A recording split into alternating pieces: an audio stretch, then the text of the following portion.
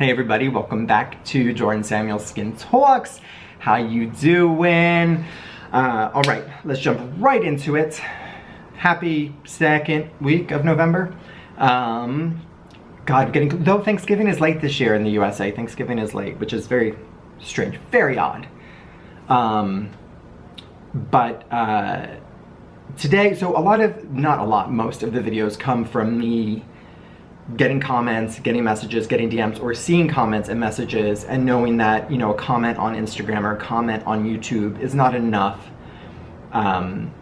space to effectively get a point across. So that's why I love doing these videos, no matter how short or long they are, to try to get some information out there, doing videos with Stephanie Nicole, with Caroline, with Renee, Gothamista, trying to get sort of the information out there so people can have the best skin.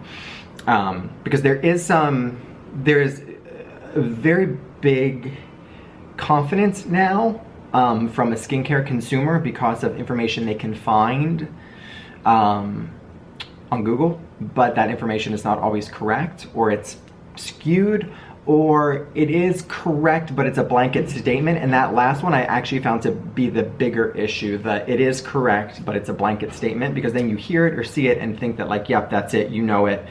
But with that being said, today I wanted to talk about, I've seen many people purchase because of an INKEY list, which of course we've talked about this before, but an INKEY list is used really as a guide for what I would say are extreme allergies, and not so much, and then this would point you right back to the Formula is King video that I did. Which is so true, because I've seen people say, oh no, I've looked at the INKEY, like, I don't know why this product is bothering my skin. I've used every ingredient that's in this product on my skin before. But again, that doesn't tell you anything, because Formula is King. So with this, not to repeat Formula is King, but I think it is a good thing to repeat, but I would say you can have different suppliers of different raw materials, which I have seen and known firsthand to be completely different. I've seen it to be completely different on my skin, on clients' skin, whether irritating or more soothing or whatever the ingredient is. And it's been, you know, apparently the same raw ingredient, just from a completely different supplier. Same preservative, different supplier. Another thing is, an INKEY list does not show you the percentage of ingredients in there. And if they're not calling it out, you don't know. So, you know, maybe you are sensitive to, say, like phenoxyethanol at a certain percentage, but if it's in the formula as one of 4 preservatives, and that's become a new thing too, where, and again, I hate to call that one grouping of ingredients like preservatives, but since they can have and lead to sensitivities on the skin, I think it's a fair one to point out.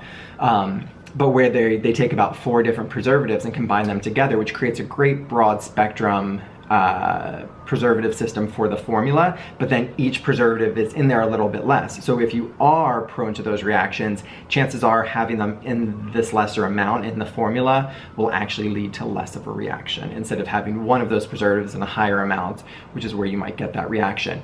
So that's where a lot of the confusion can happen, where people see an ingredient list, they see, oh, glycolic acid, or oh, phenoxyethanol, or oh, sodium benzoate, or oh, this essential oil, or whatever, etc.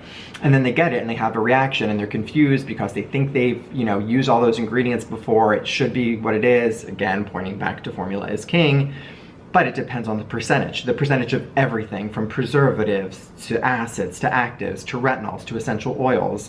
Essential oils are a big one in terms of percentages. Even, you know, what you would consider benign extracts, or extracts that, while lovely to the skin, aren't, you know, maybe doing one thing or another, but in a certain percentage could irritate, or really could have a fabulous result too. So you can't completely put full weight into an INKEY list. Again, it's a perfect starting place. That's why we put all of our ingredients online, especially if you have sort of a known allergy or something that is very defined. And I get that question too. Oh, if I have this allergy, but I see that this ingredient's at the bottom of the list, I'm always like, that's like playing with fire, right? Why do it? So there's no point in doing that if you do have that and it's a known allergy. But that is something that I just wanted to say, that it is a bigger picture than just, I've used all those ingredients, my skin liked them before, why doesn't it like it now?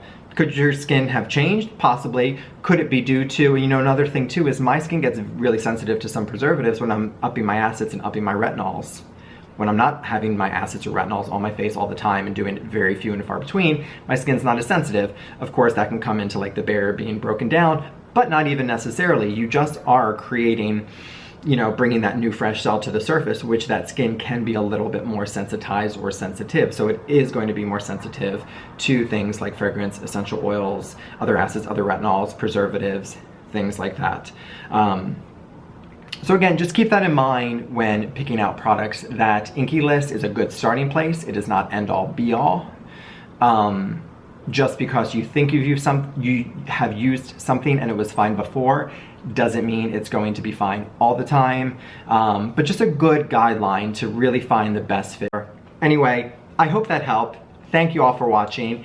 And until, we're gonna talk all about either holiday gift guide or holiday value sets coming up in the next 2 weeks. Thank you guys for watching. Bye.